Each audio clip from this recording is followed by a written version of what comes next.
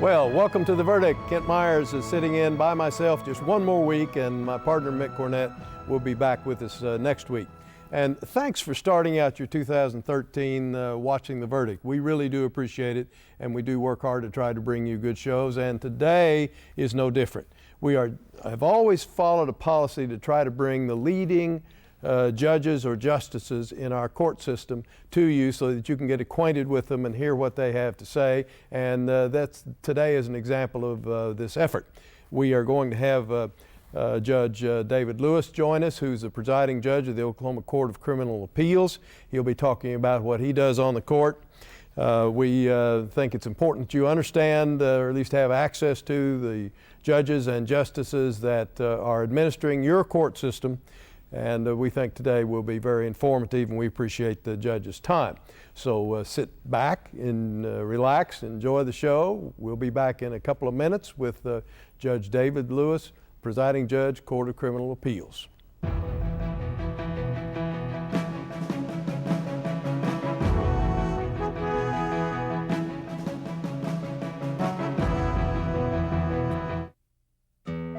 Positive Tomorrows is a school focused on serving the needs of homeless children, particularly in terms of education. Currently, about half of them are living in local homeless shelters. I don't know where I live. It's really important that they see us as a place where they can be a child and not have to worry about adult responsibilities. My dad says he didn't go to school when he was a kid. I think he's just playing. As I watch that child grow and change, I watch them be able to take on responsibility. I would love to teach people. About 5 years ago, Positive Tomorrows lost a significant part of federal grant funding. Thankfully, Chesapeake stepped forward with some significant funding. These kids get lost in the crowd because they weren't given an opportunity to figure out who they were. I'm gonna be a ballerina. I know that we are making a difference in who they can become. If you need big accounting firm expertise but aren't happy with the value or level of partner engagement from your current national firm, contact Hogan Taylor. Hogan Taylor provides national-level public accounting expertise with high-touch, local partner service in all areas of tax, audit, business valuation, and litigation support. Contact us at hogantaylor.com/The Verdict. Hogan Taylor, big enough to know, small enough to care.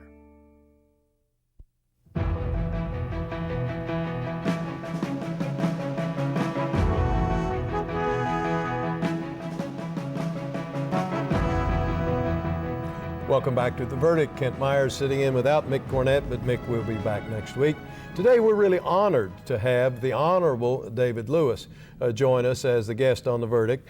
Judge Lewis did his undergraduate and law work at the University of Oklahoma. As a matter of fact, he told me something off camera before we started, that he in law school was a classmate of Justice Tom Colbert, who now is the Chief Justice of the Oklahoma Supreme Court. So we now have classmates leading both of the top courts in Oklahoma, which I think is an unusual circumstance and quite a good one for us. Judge Lewis was in private practice in the Lawton area for 3 years. He was an assistant district attorney for 4 years.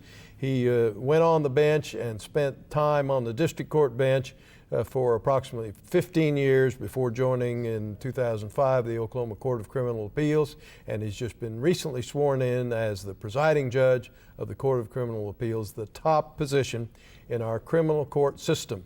Welcome, Judge Lewis. Thank you. We're pleased to have you. It's my pleasure. Congratulations to you, by the way, on being selected as presiding judge, and also congratulations on your great retention victory. Thank you. You just finished that with a surprising, not a surprising, but a resounding 67% of the vote approximately to you to keep your job. Now, you don't have to mess with that retention ballot for a while. No, we come up every 6 years, and so this was my second time to come up for retention ballot, and you're right, it's nice to have that completed and behind you. And not to have to do any campaigning in the interim. Well, you know, we're not allowed to campaign, and so as appellate court judges, we just simply have to stand for the yes or no vote on the retention ballot. Now, we have had judges from your court before on our show, but it never hurts to kind of refresh our memory about the Court of Criminal Appeals. It's, of course, established by the Oklahoma Constitution. How many members does it have? It's a 5-judge court. Of course, all appellate courts are odd number so that you don't have a tie. Mm-hmm. The Supreme Court has 9 and the Court of Criminal Appeals has 5. Do you know what the rationale for that was? Our court system was modeled after Texas. Texas and Oklahoma are the only 2 states that have 2 high courts. And so Texas has a Court of Criminal Appeals that has 9 judges. And so we have 5, and for 80 years we only had 3 judges. And so it is historically of some significance that we now have 5, but we're modeled after Texas and we didn't even follow the model. Tell us a little bit about your docket load. I suppose there are some criminal cases for which an appeal is automatic. There are others in which the appeal is not automatic. But at the end of a given year, how many cases will you have had run through your court? Well, every citizen convicted of a crime in Oklahoma has a right to appeal to our court, misdemeanor or felony, even a traffic ticket.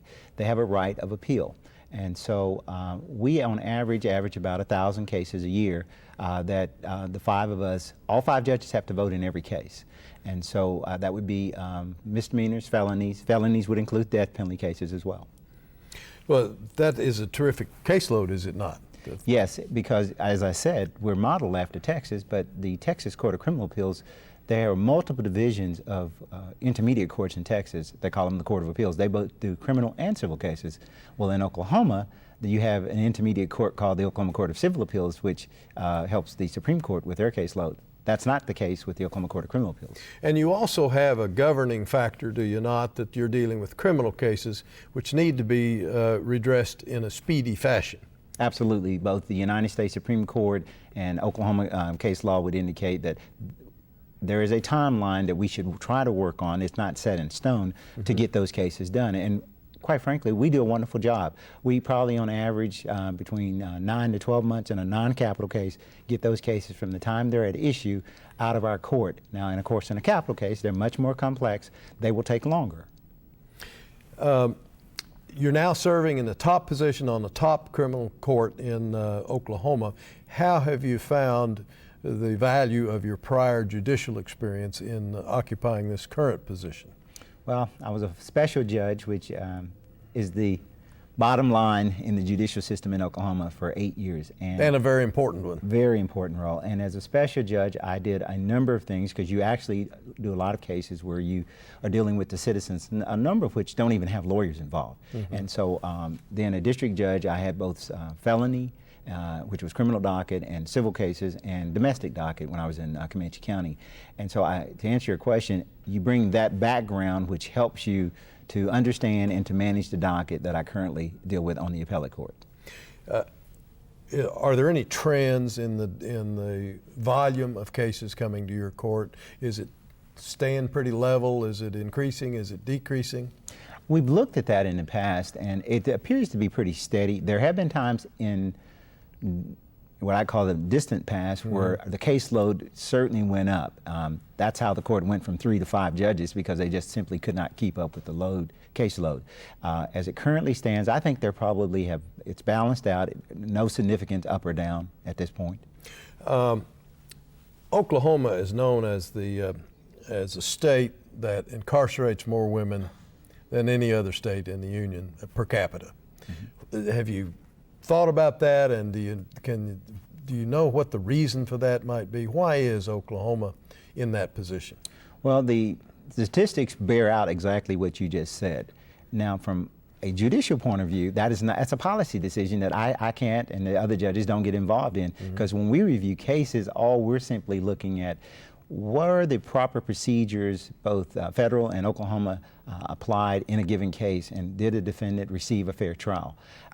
The policy-making body, which would be the legislature, they're the ones that should look at those issues about the incarceration levels. We certainly, as members of the criminal justice system, are aware of them, but it is not our call.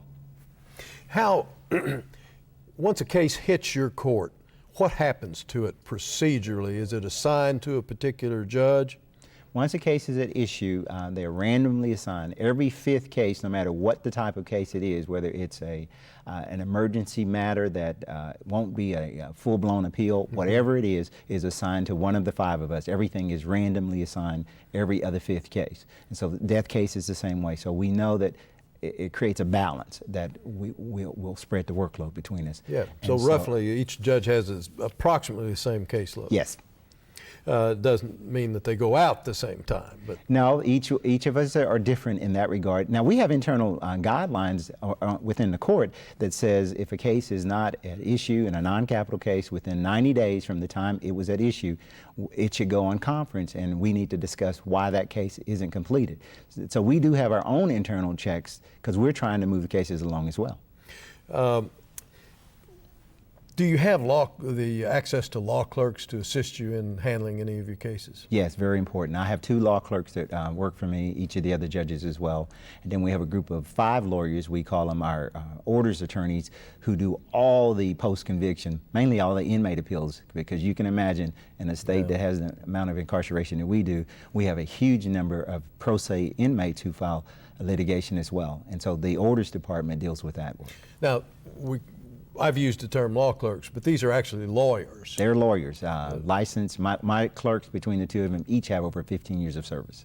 And what do you ask of your law clerks, or what does a typical judge ask of his or her law clerk? Well, the clerks' jobs are to assist the judges. I mean, they prepare memorandums. I mean, if you can imagine the volume, the cases are just, some are fairly simple and forward, but others are very complex, and the clerk's job is to condense that into a method that we can get through it to judges, because as you could see, it would be difficult to go. Some of these cases come in boxes, and others come in folders, and so they're a tremendous asset to us. Well, lengthy criminal trial could be hundreds, if not thousands, of pages of trial transcript. A capital case could very easily be 2,000 to 3,000 pages. And you have to get through all that in the given time period and come away with an idea about what you read. Some help is useful. Critical. Could you get along without them, do you think? No, and I don't think you would find any appellate courts in the United States that I'm aware of that would not have law clerks. Let's get back to that just after we take a quick break. We're out of time on this segment. We're visiting with the Honorable David Lewis, Presiding Judge of the Oklahoma Court of Criminal Appeals, and we'll be right back.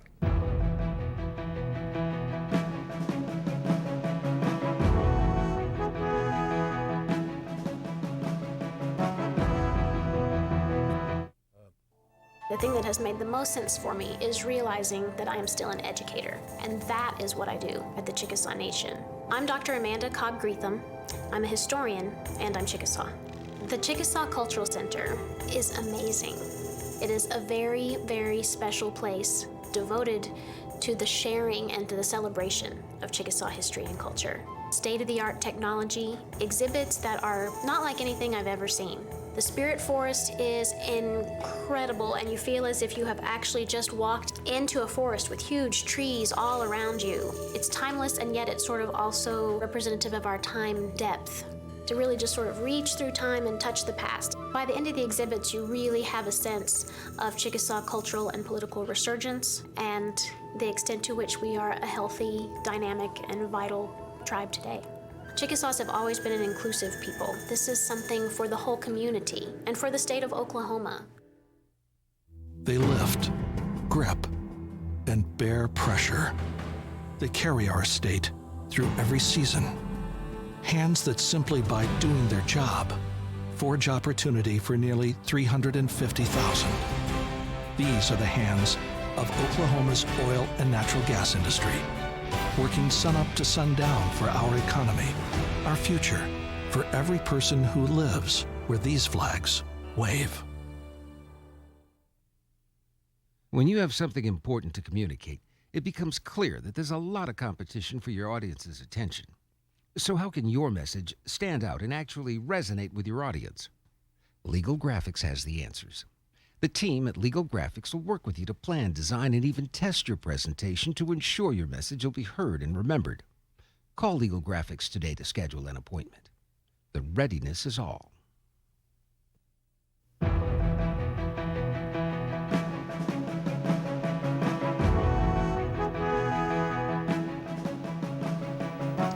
Welcome back to The Verdict. Kent Myers sitting in for Mick Cornett today. He'll be back next week, but we're honored today to have joining us the presiding judge at the Court of Criminal Appeals, the Honorable David Lewis, visiting for another segment with Judge Lewis. Judge, I know you've just been in your presiding judge position a short time now, but you've been on the court for a number of years. Could you tell our viewers what are the major needs of the Court of Criminal Appeals? Well, the Court of Criminal Appeals is 100% funded by the Oklahoma legislature. And so, quite frankly, the most significant challenge we face is always funding. We've had to furlough employees in the past. We've had to borrow money from the Oklahoma Supreme Court just to make payroll. So our challenge always is explaining to the legislature who we are, what we do, and the value in what we do. Do you see any hope in this upcoming session that there may be some more flexibility than has been present in the I'm past? optimistic because my role as presiding judge and the other judges and assistants to me is to try to educate the legislature of the things I just said, of what we do, and that we are a valuable asset to the state of Oklahoma. We know there are many other entities who want and need funding as well, and while the court system feels it's a priority, we are not naive enough to think that we're the only priority. You spent a good bit of your time on the bench in the Lawton area in the Comanche County. Yes. And we have a new Speaker of the House from Comanche County. I suppose you may know Speaker Shannon. Met him when he was in high school. Is that right? Yes. Well, that may help you. Yeah. Well, I'm hopeful because he's a very impressive young man, and I think he will do some wonderful things for the state of Oklahoma, and we're optimistic. Let's talk now about a case, handling a type of case that I'm not sure I'd be capable of handling competently, and that is a capital case, a case where the punishment is the death penalty. How do you handle such things tell our viewers about it from the time you were a district court judge handling the trial of such a matter, and then how do you view it on appeal? Well, as a trial judge, you know that all death cases will be reviewed. As an appellate court judge, you know that all death cases, because when a death case leaves the Oklahoma Court of Criminal Appeals, it will go into the federal system. The majority of cases, probably upwards of 95%, are completed once we make a decision in the criminal justice system. But a death case will work its way all the way up to the United States Supreme Court. And because you know that others, judges, will review those cases, you try to be as careful in handling those as possible, knowing that errors can occur, but you just try to do the best job you can. We hear from time to time about organizations such as the Innocence Project or projects that have been set up in law schools or otherwise to try to review convictions, and not simply on capital cases, but review convictions of persons who have been incarcerated when perhaps they shouldn't have been. Do those organizations ever file briefs in your court? I've not seen any that I can recall recently. We certainly get amicus briefs in cases, and the amicus brief is where a friend of the court brief where some party says we think we can be of assistance to the court, and so that could happen in a particular case where they file a brief saying we think we have research and resource tools that could assist the court in a particular case. Are there are there aspects aside from the finality of the punishment about a capital case that makes it more difficult for you to handle? Well, the basic thing would be, like, even in the briefing that the lawyers file, the brief is what we review in addition to the trial record.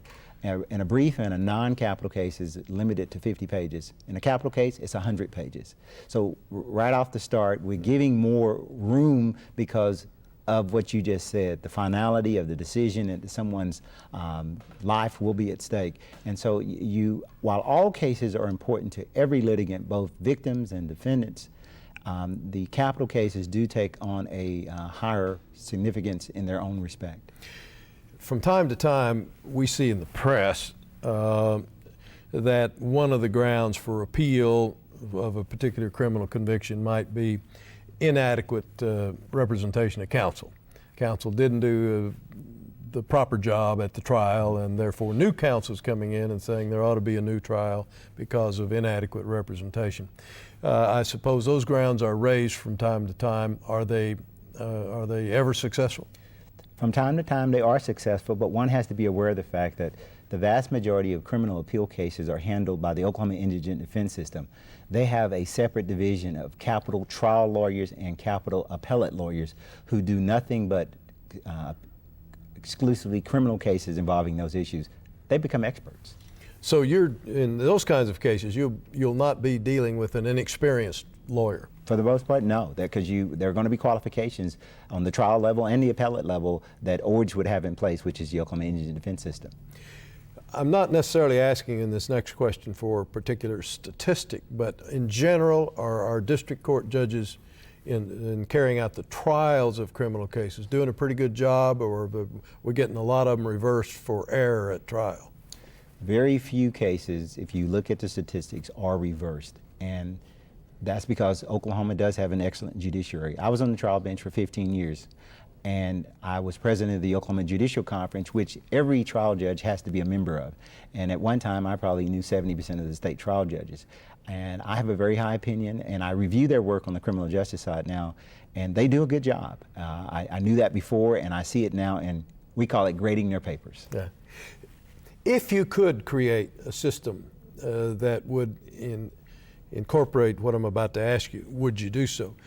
Would you make it a prerequisite for a person to serve on the Court of Criminal Appeals to have been a district court judge first? I don't know if I certainly wouldn't make it a prerequisite. For me to get to the point that I'm at, I had to apply. I went through the Oklahoma Judicial Nominating Commission. Mm-hmm. The commission selects 3 individuals, submits those names to the governor, and I was the person that the governor selected. I think that as long as you have a system like that in place, you certainly are going to get worthy candidates who can do the job. On my court currently, you have 3 former district judges, you have 1 former federal prosecutor, and you have 1 former lawyer who practiced 45 to 50 years in private practice. Mm. They all come with different skills. Which helps in reviewing cases because the different background, our life experiences are all different. We follow the law, but we bring different life experiences to the table. When the 5 of you, do the 5 of you get together and, I'm not going to ask you what you say, but do you discuss the cases and how they ought to come out? Yes, we conference every Wednesday to, 1, do administrative matters, but on cases that are at issue that we think we need to discuss, we get together and we do exactly that. We discuss them. We've already gotten memorandums and proposed opinions circulated, but we do get in a room and we visit about them. We're just about out of time. Let me ask you, I know that there's some dockets in Oklahoma that are very crowded and some that aren't not quite so crowded. Is there any system for equalizing the docket load at the district level? Well, the Chief Justice of the Oklahoma Supreme Court has the ability to assign trial judges where needed. When I was a trial judge in Lawton, I was assigned to Oklahoma County, where I came up and did trials and covered judges' dockets for a week. And the Chief has that ability. We also have presiding judges. I believe there are 9 administrative districts in the different quadrants of the state. And the presiding judge within their district can reassign judges to help out as well, because as you know, judges get sick, judges have other issues that come up, and judges retire, they die, and there's a gap in there where the work needs to continue, and we have that ability currently. So the load can be equalized if necessary? Yes. We are out of time. Thank you so much for coming. We wish you the best of luck in your new duties. We know you'll do just as well in those as you've always done in the past, and thank you for giving us your time today. We have been visiting with the Honorable David Lewis, the presiding judge of the Court of Criminal Appeals of Oklahoma. Our thanks to Judge Lewis, and I'll be right back with a few closing words.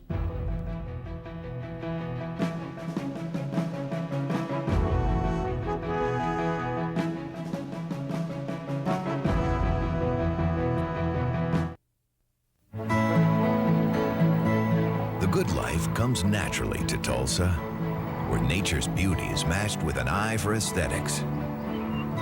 A legacy of neighborhoods graced with lawns and landscaping and handsome homes. A place that seems to have patented an ideal lifestyle. Bank First is loyal to the quality of life Tulsa assures its citizens, to the priority placed on education, culture, and growth. Loyal to builders who transform raw land into residential charm. Developers who see opportunity and add vitality to Tulsa's economy. Bank First serves both enterprise and private lives that need a loyal partner. It's how we help nurture this city's very good life. Bank First. Loyal to Oklahoma. Loyal to you. All children deserve a life of hope and love, but sometimes they experience a life of pain, neglect, and abuse. When that happens, each child deserves all the quality assistance and representation that can be offered in our legal system. For more information, call 23-CHILD. Oklahoma Lawyers for Children, helping to bring hope and love back to the lives of abused children. You will always be mom and dad to me. You have children coming from a different lifestyle, different mindset. You have to open your arms and really do what you have to do to have that child become a part of your family. And if it's more patience, that's what you do. Kids gotta know they can trust you. And that's what we try to do with these kids. You will always be mom and dad to me. The Journal-Record is pleased to be a sponsor of The Verdict. The Journal-Record, since 1903, the best source of Oklahoma business news and legal information. And for almost 30 years, Oklahoma political, government, and business leaders have turned to the McCarville Report for accurate, reliable, inside information. Visit the McCarville Report online. Welcome back. Kent Myers finishing up this show on The Verdict. Bring you regards from Mick Cornett, and you'll see him, Mick, next week. Thanks for watching us today. We try always to bring you the best guests we can find, and we think there's no better example of that than the guest we had today, the Honorable David Lewis. If you want to get a hold of Judge Lewis, his website is okcca.net, and of course you can contact us by theverdict.tv. For Mick Cornett, this is Kent Myers. See you next week. Thank you.